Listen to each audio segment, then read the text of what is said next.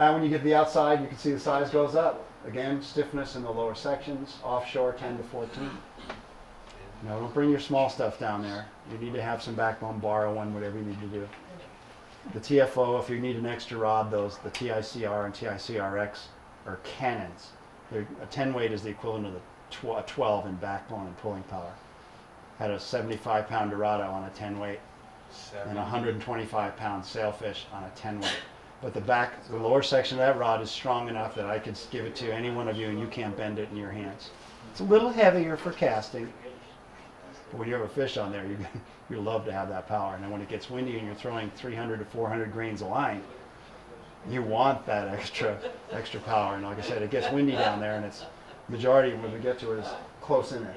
Rods no longer than 9 feet. In the kayak, sometimes shorter. These new bass rods that some of these guys are making, Sage or whoever, if you want to spend the money, you know, are actually better for the kayak. You get a big fish on, you know, you don't want to be high sticking, have your rod pointed one way and the fish going the other way. Even a 5-pound fish will break your rod tip. The secret there is to throw the rod overboard, the whole thing. Grab the line as it goes past you and haul the fish into the boat with your hands. Rod isn't going anywhere, you got the line in your hand. Right? Clean it up later. If you have a big fish that you're trying to deal with. Or have a friend. Get a friend to help you with the fish. He can net it for you so you don't end up breaking your rod. Sure to let the drag all the way off on your reel when you've got him close to the boat. Most people tighten it down. You want to loosen it up. If he runs close in, you want to be able to drop the rod tip and not damage your rod. Reels. Reels need to be saltwater models. 150 to 400 yards of backing is the minimum, 30-pound backing. Why? Because you're going to be fishing 20 pounds a lot. 20. I fished 14 the majority of the time I was down there. For the majority of my fishing, I used 14. Rarely did I go less than that, although I did fish a little 8 for the bonefish just for kicks. But there's just no reason to. The fish, they don't care. They're there to eat. They are going to eat. You show them a fly if they see it. They're going to eat it. The right fly, the right size, or even more importantly, the right size as we talk about. You don't need to be able to take it apart for cleaning. If you got one of these fancy things, got a million parts, that's not the reel you want to take down there. Because if you get sand in it and you're camping in the sand, 9 times out of 10 for your best camping, you want to camp in the mangroves because the bugs are in there. You want to be on the sand where the wind blows the bugs away. You need to be able to take your reel, dip it in some water real quick, get the sand out, clean it apart, and reassemble it without losing the parts. Which is another good reason, by the way, to take a shooting basket with you, because it becomes a real good place to disassemble your reel without losing the parts. Make sure you know how to do that before you go too, because the first time you don't want to do it at night in the dusk with the wind blowing and the sand blowing with the headlamp. It's not the time to be learning how to take apart your reel. What type of reel do you like? Well, no, I've broken the one about saltwater models. I have one of those old Pop 3 reels. You know what those are? The plastic cassettes that you just bop in there. That thing doesn't have anything left. The drag system now just is a piece of Delrin in there instead of cork. It's 4 screws and it's completely apart. And most of the drag is it's just got a little tightened down thing. No springs, no nothing. But that reel, if the plastic spools weigh nothing, I can carry 7 different lines for it. For the stuff in the estuaries, no problem, because I've got to control them with the palm. That said, for the CDL, Redington CDL reels were really good. And I think any reel you have is going to be good. Just make sure it's not one of the really fancy ones that you don't want to use, unless you're going offshore and going for the big fish out of the bocas. And then you want something with drag pressure 10 to maybe 20 pounds that it can generate. And it has to smooth accelerate because you're dealing with big game fish out there. Marlin and wahoo is the fastest fish in the ocean. And you're going to see some of the fish the tangled with down there in some of these pictures. You're going to go, holy crap. That fish is doing 75 miles an hour, by the way. Bonefish is the second fastest fish at 55. And they'll light you up.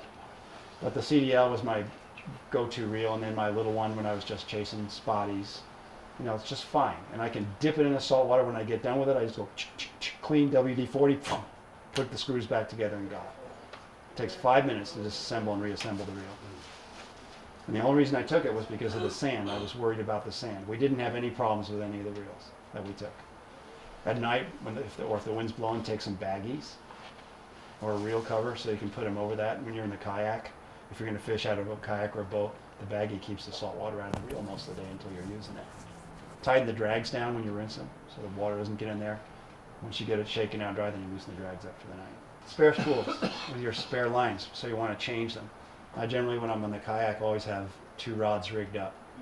One for light duty action, an intermediate line perhaps, and one going for depth charging. Because you're dealing with these estros look shallow, but they can be 30 and 40 feet deep in the little rivers and the mangroves, as we're going to see. So you're tossing 300 grain lines minimum, sometimes lead core shooting heads, because you want to get the flies in the zone, keep them there as long as possible. If you're not in front of the fish and they don't see the fly, they're not eating it. Number 1, take your stuff to clean up. Make sure you got those things and keep them in a clean bag. Lines, integrated 300 grain line is minimum for the operation. I carried a lot of 400 ones, but I'm fishing those heavy 10 weights, and you need to bend them. The wind, it's short, mostly short cast fishing in the mangroves. What do you mean by integrated grain line? Great question. Integrated, we have shooting heads built into a lot of our lines now. An integrated line, the running line is fused to it. It's just seamless. There's nothing there. Or we can take a running line, which they manufacture, which is just nothing more than even monofilament, right? If you want to do that, you can take something like Suffolk's Elite 30 pound and you tie a knot in the end, and you take a loop-to-loop connection with that and the head that you're going to cast. And there's a different technique to casting those. You got to get the head outside before you release it, but you can throw it it throws like a spinning rod. And I can throw a line 120 feet with no problem. No problem at all. That's sitting down in a kayak. Sitting down. But that's using a real slick shooter, which is a really thin, flat type of running line, and the right head to balance that rod. So I can put a T14 head on it, which is 14 grains a foot, so it's going to work out to about 375 grains. It sinks like a rock. The running line has no diameter, so it cuts through the water really quickly too and sinks. Best of all, you're doing you can control the wind angle, right, in a kayak. You're always fishing downwind if you're playing it correctly, or an angle across the wind so you don't have the flies in your ears. It's kind of important. And that's true with an integrated one too. The advantage of the integrated, which is the one piece combination of the head fused in, so you can pull it all the way, the head can come all the way into your hand. The fly can be all the way to the end of your leader at the end of your rod. With a shooting head, normally you're not going to have it all the way in, right? Because you're going to still have that 25 to 30 feet of head still sitting outside there. But I bring mine at least 10 feet. The head's always in my hand before I start laying it out to go, because it's just easier to pick it up off the water. But we can talk about casting later.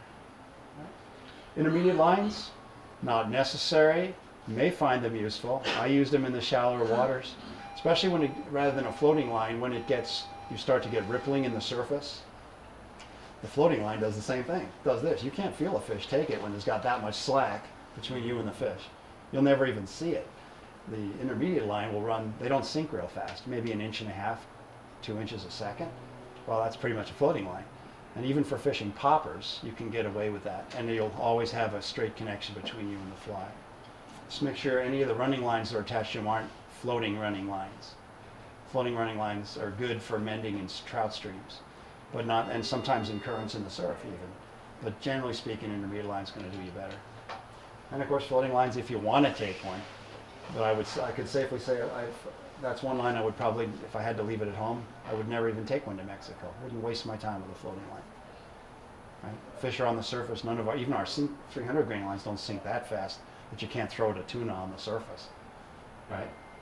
9 inches a second. Shoot, that fish is 9 inches before you even get to his eyebrows.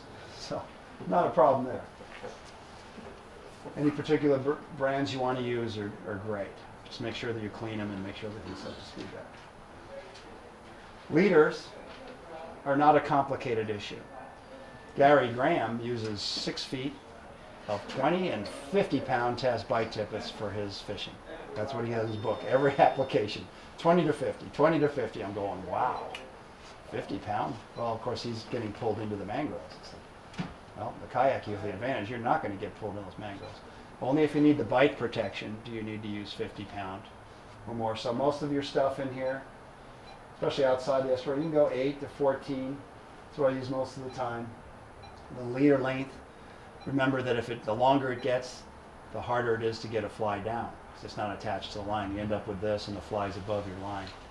So Go as short as you dare, and then add a foot. If it's not working, make it longer. The thing about the estros here, especially during spring tides, everybody knows what spring tide is? Full moon, new moon. You get a lot of water movement. And mangroves have all that tea and tannic in the water, so the water gets pretty stirred up. So you don't need a long leader. In fact, you can sit on top of the fish. We were hooking up grouper where we're sitting that distance from the rod tip. Boom, right at our rod tip. They'll follow it out. So even after when you're getting ready to lift the fly, bring that rod tip slowly around, because we'll have fish hammer you right at the boat, right at your feet. They don't want to lose track of that once they find it. When you go to more muscle, 6 to 9 feet, shorten down, 20 to 25 pound. Make sure it's less than your backing strength, so you don't end up losing all of your rig. All right? If you use a 50-pound leader and 30-pound test backing, and the fish gets you into your backing, when he breaks it off, it's going to break it off in your backing, and then you've lost your fly line. So just make sure whatever backing you put on there. You go offshore, maybe 50 pound, then you can go up to 30. Plus the disadvantage too, it's very difficult in a kayak to break a fish off with 20-pound tippets. Very difficult to break a fish off unless he's hooked and you're hooked, because he pulls the boat. Right? 30-pound is damn near impossible, and sometimes even in a regular boat. We had a black sea bass on over at Catalina. We had to wrap the line around a cleat, stern cleat, to break the fish off. Just didn't have enough leverage to do it. Offshore, of course, up you go with shock tippets up to 100-pound test. Those are for gill plates and teeth with the Dorado. They've got these fine teeth there, and they'll wear through your line. So the shock tippet is just, if you want to go IGFA, it's 12 inches long for world records. If not, make them 2 feet long. Who cares? Whatever casts well for you. Fluorocarbon. Did I say fluorocarbon? Fluorocarbon? Yeah, 2 reasons. And the Vanish I find particularly good, and I'm not a Berkeley rep, but I'm telling you that it's a little tougher to tie knots because you have to tighten them slowly as you tie them and make sure they're well lubricated. But that stuff is stiff and it turns a fly over, and with a loop connection, as in a perfection loop or a mono slip loop, the lefty craze mono slip loop, to your fly, it articulates just fine, but it turns over beautifully. And the abrasion resistance is why you really want that as well. Turnover, abrasion resistance, and stealth. 3 good reasons to use fluorocarbon. Right? And plus it doesn't get affected by the UV. You tie some leaders, you can take them with you next year and the next and the next. I haven't broken one that I've tied yet that I've used 10 years later. Still works. So a lot of the time you just go right from your leader right to the fly. Oh yeah. You don't use a tippet. Well, it's just straight piece of. A 9-foot rod should be able to turn over a 9-foot leader, no problem. Okay. Should be able to turn it over. So just straight fluorocarbon. Now, if you want a tapered leader and you don't have to worry about tying these shock tippets on, get a 20 to 25 pound tippet, right? A leader, tapered leader, tapers down to 20 to 25 pounds. Turn it around when you tie it on. The butt section is now the tippet section, and where the tippet would have been attaches to your fly line, right? So it's a 20-pound test line with probably 40 or 50 pound test where the butt used to be, which is now your tippet, right? Just turn it around. Knotless. Pretty cool. So you can do that. If it blows your socks, it's up to you. You do whatever you want. It's Mexico. Flies, hook sizes. Most of the guys that go down there, big flies. Everything's got to be big. Everything's got to be big. I don't see many of the guides calling for anything less than 1s. And I'll tell you what, caught tuna needed 4s because they're just, the bait's small. If the bait's small, you have to be small. Most of my 4s are for spotty patterns. The surfworm was just, was the #1 fly down there. Stupid worm, including on halibut derby days. No. Surfworm, dual surfworms accounted for probably, I'd say 75% of all the fish I caught. I don't know why they like it. Don't know why, but they ate them. Surf worm. Pattern. It's on the Fly Flicker website. It's a woolly bugger. It's tied with root beer, a staz, right? And then it's got a hot orange tail. Nothing to it. Can tie 'em. I know what you're talking about. They won the one fly last year. Super simple. They won the one fly last year with the big Corvina. Frank was sitting there going, I can't believe I got this garbage fly. I'm standing right next to him with my fly. I felt a little insulted. My buddy's standing next to him going, oh, you want that fly. Trust me, you want that. And he gets Gets the big fish on the stupid thing. It's a little mussel. It's a little. There are worm hatches all up and down our coast. There hasn't been a fish on this coast that hasn't eaten that stupid fly. Not a one, including mako sharks, by the way. What? Not a fish on this coast hasn't eaten it. Salmon, everything has eaten it. It works. Yeah. You're broke, don't fix it. What about color? Well, colors, anything. Baitfish colors. The most important thing is we get through here are different patterns. Let's come back to color in a second. Klausers, everybody knows how to tie one of those. Lefties, deceivers, bendbacks, jiggies, Popovic's jiggies. It's nothing more than a heavily weighted up-front fly. You can use cones.